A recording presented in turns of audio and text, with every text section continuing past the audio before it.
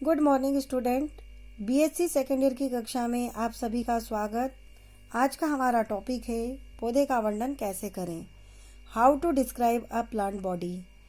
एक complete plant body दो भागों में विभाजित होती है। फर्स्ट पार्ट वेजिटेटिव पार्ट कहलाता है and second part is reproductive part. Vegetative part वह भाग होता है जिसमें जड़ तना पत्ती आते हैं।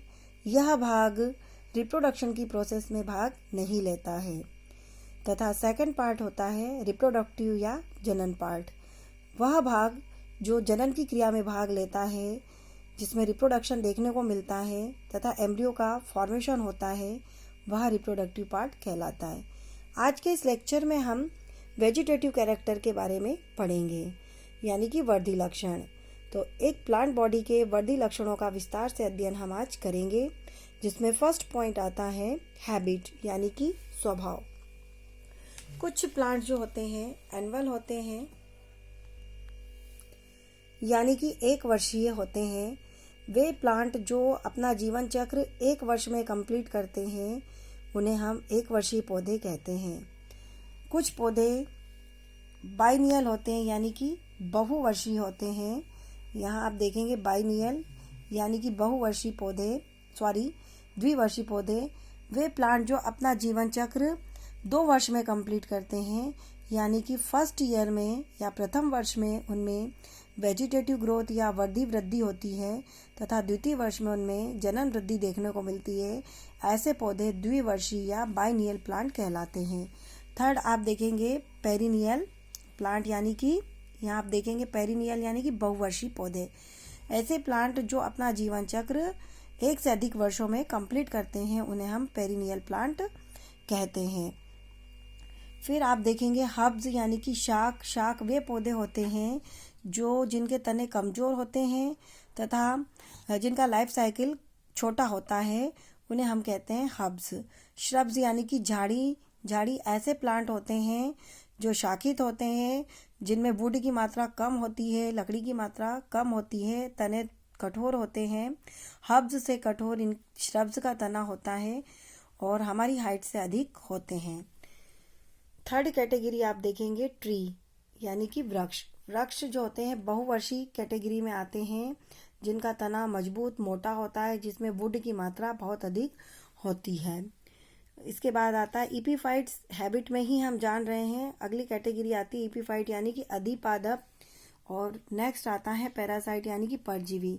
तो कुछ पौधों की हैबिट इपीफिटिक होती है, कुछ प्लांट पैरासाइट होते हैं, कुछ सेप्रोफिटिक भी होते हैं, तो कुछ सिम्बायोटिक भी होते हैं, सहजीवी भी होते हैं। तो ये प्लांट की अलग अलग हैबिट्स होती हैं।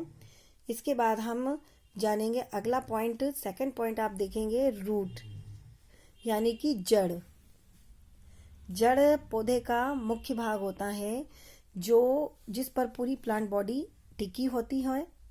यह वाटर व मिनरल का एब्जॉर्प्शन का कार्य करती है।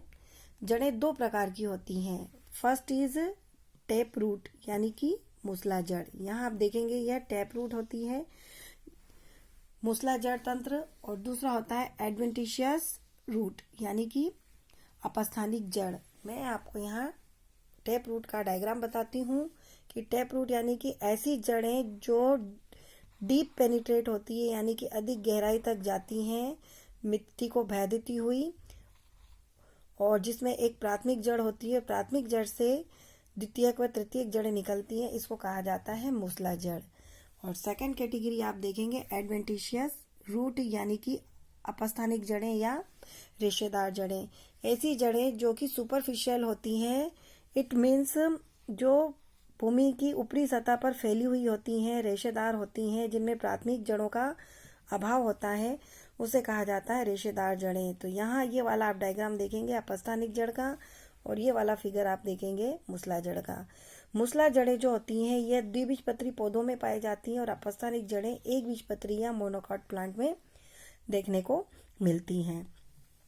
नेक्स्ट पॉइंट हम देखेंगे, थर्ड पॉइंट आता है स्टेम, यानी कि तना जो होता है रूट और लीफ के बीच का पार्ट होता है।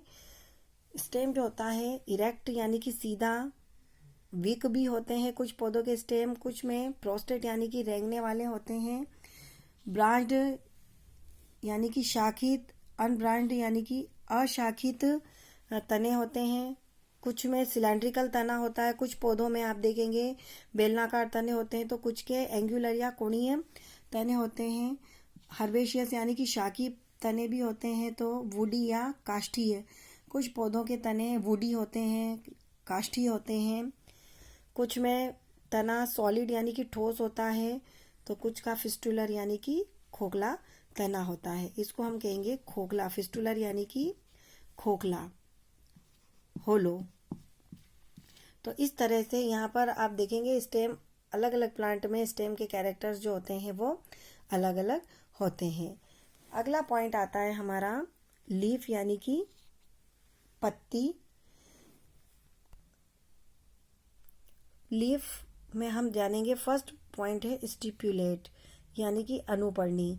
लीफ जो होती है कुछ पौधों में अनुपर्णी होती है, यानी कि हम अनुपर्ण को इस तरह से समझ सकते हैं कि जो पर्णाधार का के पार्श्व उपांग होते हैं उसको हम स्टिप्यूल कहते हैं।